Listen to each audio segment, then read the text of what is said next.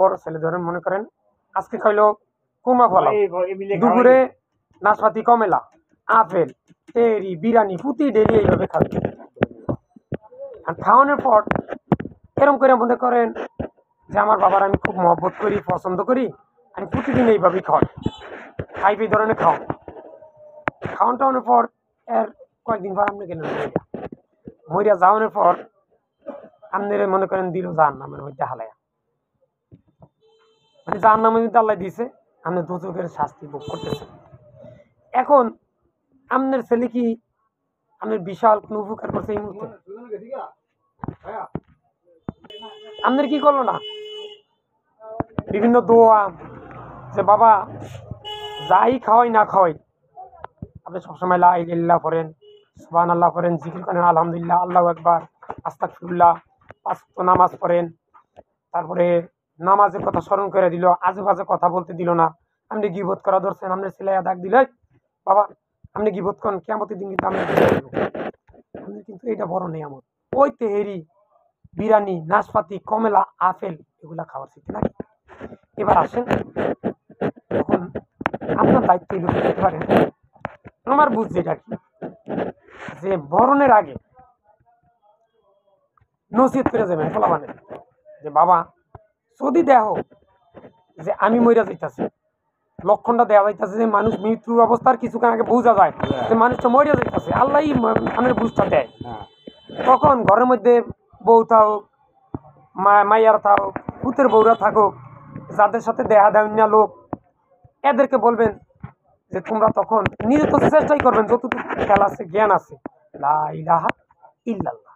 কারণ কি যে ব্যক্তি মৃত্যুর সময় লা ইলাহা ইল্লাল্লাহ পড়ে, আল্লাহ রাসূল সাল্লাল্লাহু আলাইহি ওয়াসাল্লাম বলছেন সে জান্নাতে চলে গেল, আল্লাহ তাকে জান্নাত ওয়াজিব করে দেয়।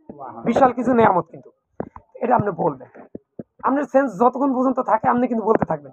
তখন যখন আপনার সেন্স নাই তখন আপনি সাইডের থেকে ওনাদেরকে বলবেন যে তোমরা আমারে পড়ায়ও, আমরা পড়তে বলবা না, পাশে বই পড়বা কি লা ইলাহা ইল্লাল্লাহ, লা ইলাহা ইল্লাল্লাহ, যাতে তোমাকে কথা শুনে শুনে আমি যেন পড়ি।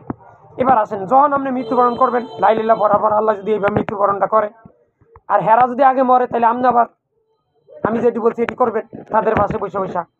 কে কোন মরে সেটা আল্লাহ পাকে ভালো জানে, ঠিক আছে? এখন মৃত্যুর পর দিয়ে বলবেন কি বাবা একটা কাজ করবা, মাইকে এলান করতে দিলাম, মানুষ মুখে মুখে যদ্দুরা শুনে এইভাবে আমার জানাজা মানুষ আসুক, আমি করতে দিব, দরকার কি আমার? মানুষ আসুক, ফাতেমা রাদিয়াল্লাহু তাআলা ইন্তেকাল হয়েছে মাত্র হাতে গোনা কিছু লোক রাতের আধারে তাকে মৃত্যুবরণ করার পর তাকে মাটি দিয়ে দিছে।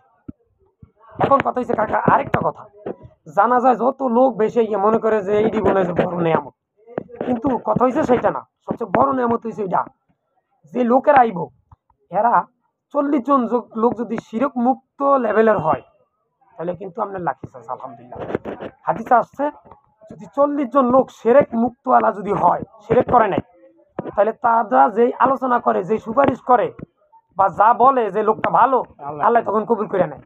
এখন আমরা জানাজা যে যাই বা জানাজা পড়ি, 40 জন লোক কি শিরক মুক্ত আলা আমরা কি পাইতেছি?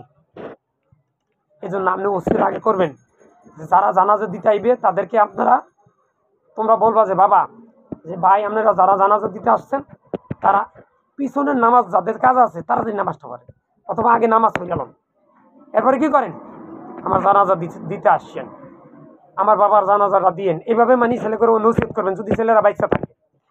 আর কি করতে হবে যে আপনারা আল্লাহ দরবারে তোবা করেন, যারা জানাজার লোক আইছেন তারা যে আল্লাহ আমি যদি কোনো শিরকি কইরা থাকি, বেদাতি আমল কইরা থাকি, শিরকি কোনো আকীদা থাকে তাহলে আমার ক্ষমা করে দাও, মাফ করে দাও। এই কথা বললে আল্লাহর দ্বারা যদি তওবা করে তাহলে তারা যারা আছে সবাইকে আল্লাহ ইনশাআল্লাহ মাফ করে দিতে পারে। শিরকি গুনাহ আল্লাহ মাফ করে যদি তওবা করে খাঁটি নিয়মে, তাহলে আপনি কি 40 জনের মধ্যে যদি একজন হয়ে যায় তাহলে আপনি জান্নাত। আলহামদুলিল্লাহ। এই আসসালামু আলাইকুম।